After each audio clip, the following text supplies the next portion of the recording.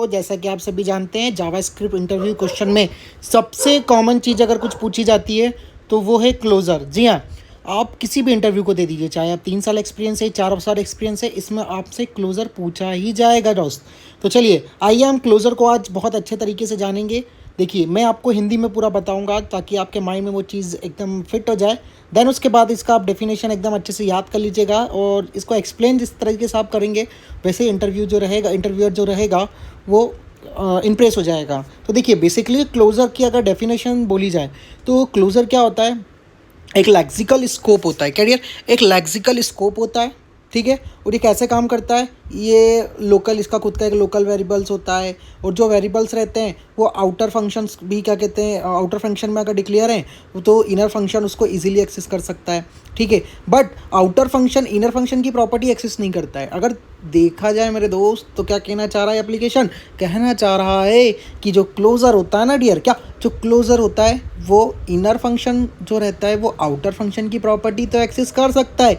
मतलब जो चाइल्ड होता है वो पेरेंट की प्रॉपर्टी तो एक्सेस कर सकता है, बट जो पेरेंट होता है वो चाइल्ड की प्रॉपर्टी एक्सेस नहीं कर सकता है। जी हाँ दोस्तों, तो यही अगर बात करी जाए तो यही हमारे जावास्क्रिप्ट में अगर देखा जाए तो क्लोज़र कहलाते हैं।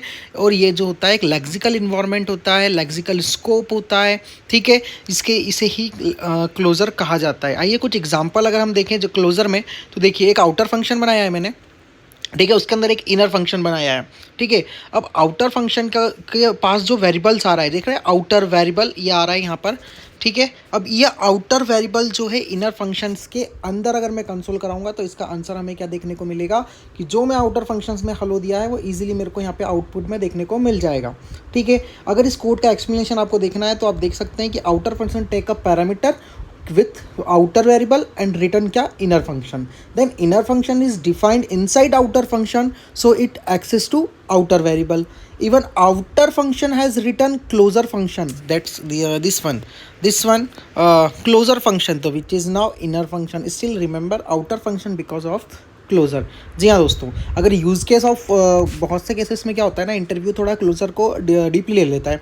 तो अगर आपसे पूछा जाए कि यूज़ केस ऑफ क्लोज़र, तो देखो पहला डेटा इनकैप्सुलेशन में आप क्लोज़र का यूज़ कर सकते हैं, ठीक है। जैसे काउंट वाला एक फंक्शन उसको बना के दिखा दीजिए, इम्प्रेस हो जाएगा, इंटरव्यू निकल जाएगा डियर, ठीक है। वैसे अगर हम बात करें इवेंट लिसनर में भी हम क्लोज़र का यूज़ कर सकते हैं, सेट टाइम आउट के साथ भी हम क्लोज़र बना सकते हैं, ठीक है। तो यही जो है क्लोज़र से रिलेटेड आपको क्वेश्चंस पूछे जाते हैं। अगर आपको इसका डॉक चाहिए तो आप कमेंट बॉक्स में मैसेज कर सकते हैं। तो ये जो आपको नोशन दिख रहा है इसको मैं आपको प्रोवाइड कर दूंगा, ठीक है। और देखा जाए तो 1000 क्वेश्चनों की ये सीरीज़ होने वाली है। अगर आप चाहते हैं ये ऐसा ही कंटिन्यू रहे तो अभी हमारे इस चैनल को सब्सक्राइब करिए और अधिक से अधिक शेयर करिए।